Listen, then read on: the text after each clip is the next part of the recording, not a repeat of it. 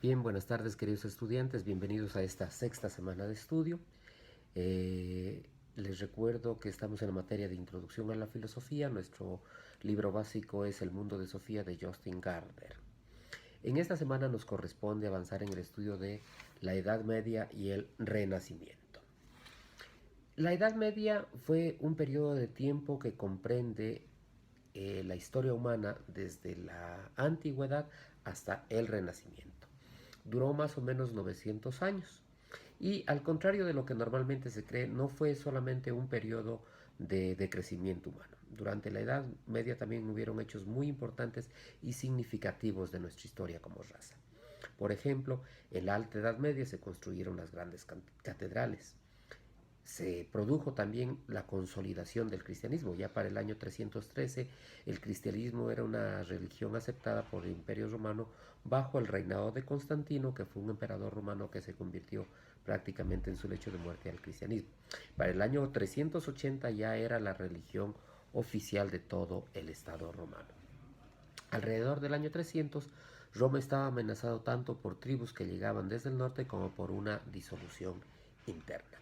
En el año 330, Constantino toma la decisión de trasladar la capital del Imperio Romano desde Roma hasta Constantinopla. Sin embargo, en el año 395, el Imperio Romano se divide en dos: el Imperio Romano Occidental, con Roma como su capital, y el Imperio Romano Oriental, que tenía a la nueva ciudad de Constantinopla como su capital. Para el año 410, Roma fue saqueada por pueblos bárbaros y en el año 476 todo el Estado romano occidental pereció. Sin embargo, el Imperio Romano Oriental subsistió como Estado hasta el año 1453. En 1453 el Estado romano se disuelve a raíz de la conquista turca de Constantinopla. Otro hecho significativo, tal vez para bien y para mal, fue que en el año 529 la iglesia cerró en Atenas la Academia de Platón, pero a su vez también fundó la primera gran orden religiosa, que fue la orden de los benedictinos. Entonces, por Edad Media entendemos en realidad un periodo de tiempo entre dos épocas. La expresión surgió en el Renacimiento, en el que se consideró a la Edad Media como una larga, entre comillas, larga noche de 1000 años que había enterrado a Europa entre la Antigüedad y el Renacimiento.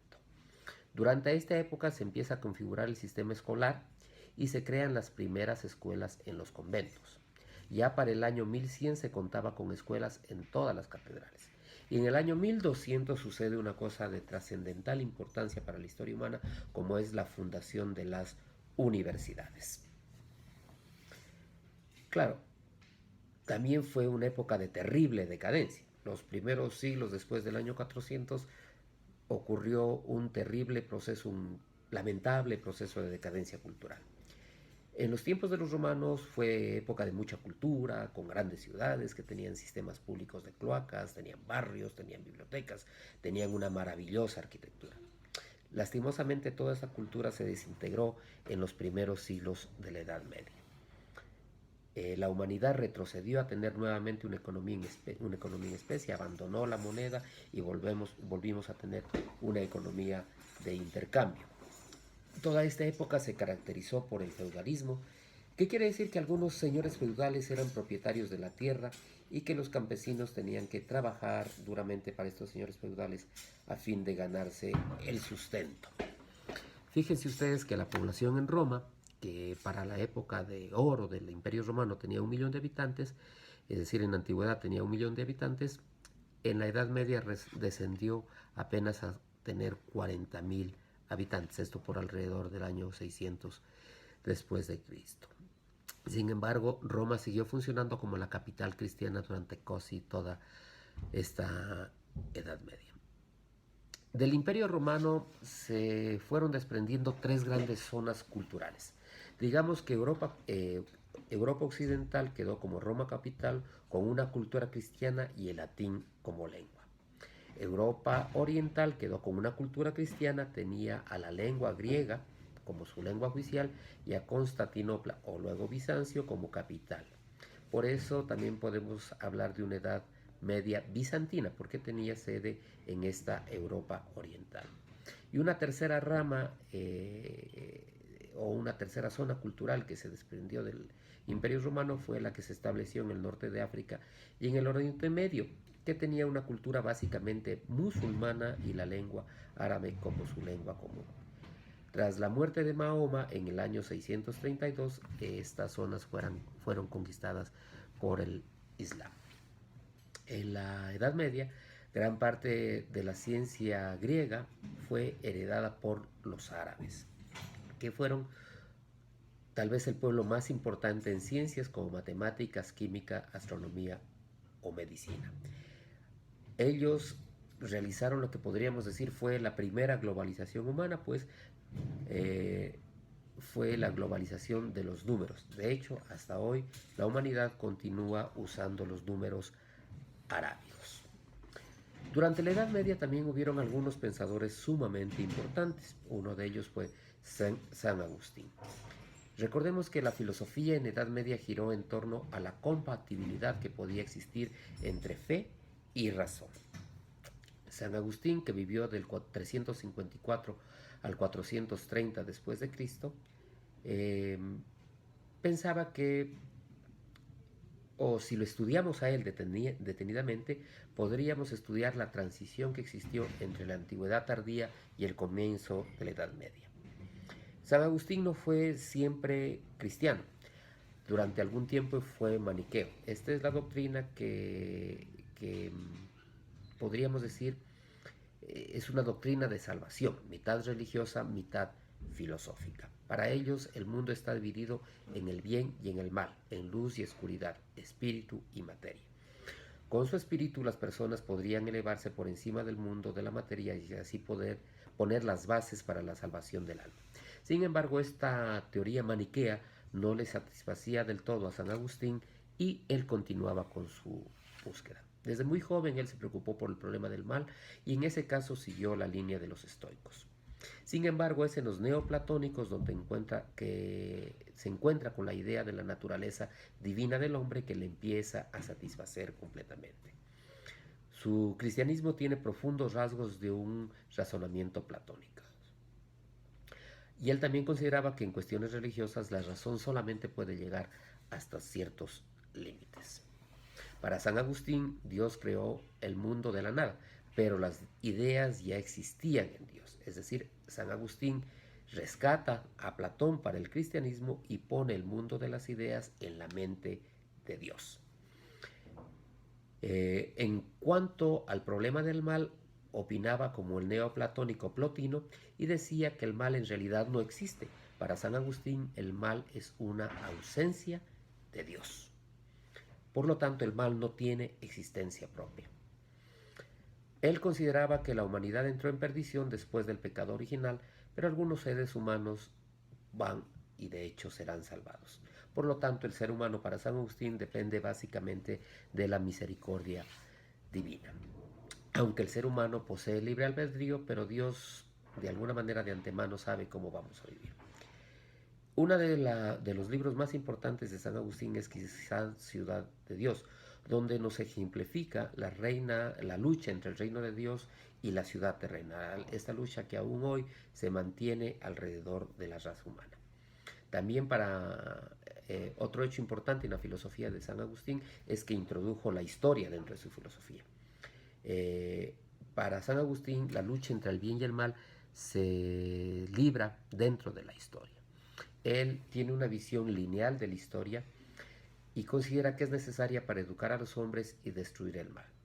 Es decir, él considera que la historia viene desde que la providencia divina creó a Adán hasta el final de los tiempos. Otro importantísimo pensador de la Edad Media es Santo Tomás de Aquino. Quizás fue el filósofo más importante de la Alta Edad Media. Vivió entre el año 1225 y el año 1274. Se desempeñó básicamente como profesor de la Universidad de París. Podríamos decir que si San Agustín cristianizó o tradujo el pensamiento de Platón hacia el cristianismo, Santo Tomás de Aquino trajo el pensamiento de Aristóteles para el cristianismo. Eh, y fue muy importante porque gracias a su estudio se logró interpretar el pensamiento tanto de Aristóteles en el caso de Tomás de Aquino como de Platón en el caso de San Agustín, para que no se consideraran como una amenaza a la doctrina cristiana y por lo tanto pervivieran hasta nuestros tiempos. Santo Tomás de Aquino quizás tuvo un papel muy relevante en la gran síntesis que fue conciliar la fe con el saber, es decir, la relación entre ciencia y fe se consolidó gracias a Santo Tomás de Aquino. Él pensaba que existen verdades teológicas naturales. A estas verdades teológicas naturales se llega tanto por revelación cristiana o por revelación natural. Por ejemplo, una de estas verdades teológicas naturales es la propia existencia de Dios. Aristóteles llega a afirmar que Dios existe mediante un proceso de razonamiento al necesitar que exista una causa primera, un motor primero que pone en marcha al universo. Entonces, según Tomás de Aquino, esta sería una verdad teológica a la cual se llega desde la razón, pero a esta misma verdad teológica se puede llegar desde la revelación. Y aquí empieza a jugar un papel muy importante entre ciencia y fe las opiniones de Santo Tomás de Aquino. Para él entonces Dios se ha revelado a los hombres a través de la Biblia y a través de la razón. De esto se desprende que existe una teología revelada y existe una teología natural. Lo mismo pasa con la moral.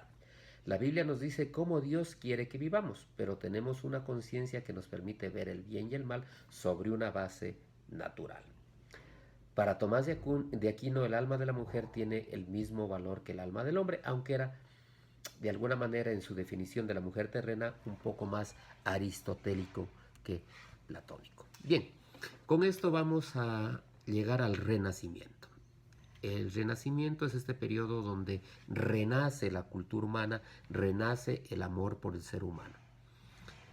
Durante los siglos XV y XVI se produjeron estos importantísimos cambios, dos importantísimos cambios que son el Renacimiento y la Reforma. Digamos que el Renacimiento es un extenso florecimiento cultural que empezó en el norte de Italia a finales del siglo XIV y se extendió al resto de Europa durante los siglos XV y XVI. El humanismo renacentista volvió a colocar al ser humano en el centro de todo, es decir, volvimos a la cultura griega y el ser humano nuevamente se colocó en el centro de todo. Hubieron tres inventos cuyo uso no necesariamente ha sido bueno, que se dieron y que son fundamentales durante la época del Renacimiento. Estamos hablando de la brújula, de la pólvora y de la imprenta. La economía nuevamente transitó de la especie a la moneda. Y con el Renacimiento llegó la posibilidad para el ser humano de satisfacer sus necesidades humanas con dinero. El humanismo renacentista dio lugar a una nueva visión del hombre. Los humanistas renacentistas tuvieron una nueva fe en el ser humano y en el valor del ser humano. Por ejemplo, Ficino manifestó alguna vez: conócete a ti misma, oh estirpe divina, vestida de humano. Imagínense, ya Ficino hablaba de que somos una de estirpe divina. Nuevamente esto va muy de la mano con el pensamiento de don Fernando Riolo Pardal, quien considera que tenemos una divina presencia constitutiva y por lo tanto sigue siendo profundamente actual. Pero hubo otros pensadores como Pico de la Mirandola que escribió todo un diálogo sobre la dignidad humana. Durante el Renacimiento los seres humanos no somos solo personas, sino que también somos considerados ya individuos únicos. El hombre renacentista era una persona que participaba en todos los campos de la vida, en el arte y la ciencia. Por lo tanto, Dios había creado al hombre no solo para sus regocijos, sino también lo había creado para los propios hombres. Durante esta época hubo un florecimiento en todos los campos, tales como el arte, la arquitectura, la literatura, la música, la filosofía y la ciencia. Para los renacentistas, la reconstrucción de Roma se convirtió en un objetivo político y cultural. Quizás la obra más importante fue la edificación de la iglesia de San Pedro sobre la tumba del apóstol San Pedro. Allí se creó también la idea del panteísmo, es decir, la idea de que Dios estaba presente en todas partes, porque todas las partes provenían de la propia creación divina. Giordano Bruno, de hecho, pensaba que Dios está presente en la naturaleza y también creía que el espacio era infinito. Todos conocemos lastimosamente el fin que tuvo Giordano Bruno, que terminó quemado en la hoguera. Es decir, el Renacimiento también tuvo sus épocas malas, igual que la Edad Media tuvo sus épocas buenas. En general, la historia humana no es ni buena ni mala, sino que han habido acciones buenas y acciones malas. Por otro lado, el Renacimiento también nos trajo un nuevo método científico y una actitud nueva ante la ciencia. Había que investigar la naturaleza con nuestros propios sentidos. La investigación de la naturaleza debe basarse en la observación, la experiencia y el experimento, es decir, la investigación de la naturaleza debe basarse en el método empírico. Los renacentistas tenían mucho énfasis en expresar sus observaciones de la naturaleza con lenguaje matemático. De hecho, Galileo Galilei decía: mide lo que se pueda medir, y lo que no se pueda medir, hazlo medible. También consideraba el propio Galileo que el libro de la naturaleza está escrito en lenguaje matemático. Para otro gran humanista renacentista, que fue Francis Bacon, el saber era poder. Los seres humanos en esta época comenzaron a intervenir en la naturaleza y a tratar de dominarla.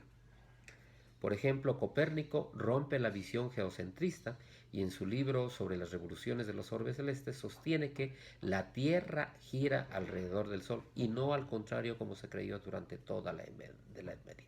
Es decir, pasamos de una visión geocéntrica a tener una visión heliocéntrica del mundo.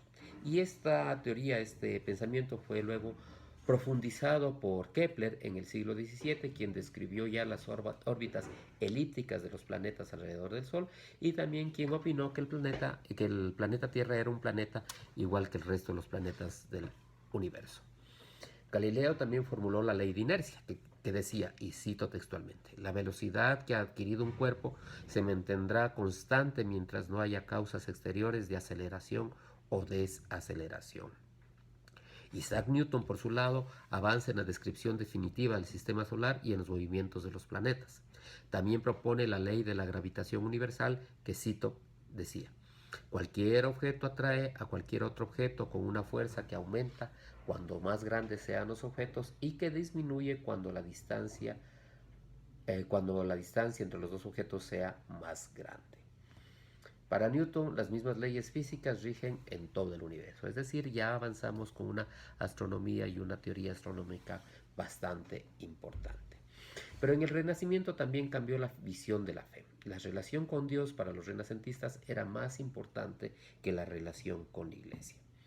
La traducción de la Biblia del latín y el hebreo a lenguas vulgares tuvo importancia para la Reforma. Evidentemente Lutero fue un reformista muy importante, pero él se apartó de la Iglesia, a diferencia de otros reformistas como Erasmo de Rotterdam, que trabajó esta reforma desde dentro de la Iglesia. Para Lutero, el hombre no necesitaba pasar a través de la Iglesia para recibir el perdón de Dios. Él decía únicamente las Escrituras, y este pensamiento de alguna manera aún pervive en las sectas protestantes o en la religión protestante o evangélica. Lutero tradujo la Biblia al alemán y con ello fundó la lengua alemana escrito. Con ello cada uno podía leer la Biblia y de alguna manera ser su propio sacerdote. Erasmo de Rotterdam, de su lado, opinaba que Lutero tenía una visión demasiado negativa del ser humano. No olvidemos también que durante el Renacimiento, y aunque no fueron filósofos, hubieron grandes expositores del arte como Leonardo da Vinci o grandes pensadores en otras ramas del saber. Bien, vamos a dejar este video que ya se ha alargado un poco y los invito a continuar con nuestra lectura que ya la siguiente semana, en la que deberíamos abordar la época barroca, Descartes, Spinoza y Locke. Con ello estaríamos prácticamente terminando este primer bimestre de estudios que realmente ha pasado volando. Espero que no se desanimen y que continuemos por la buena senda de la ciencia. Muchísimo ánimo, buenas tardes.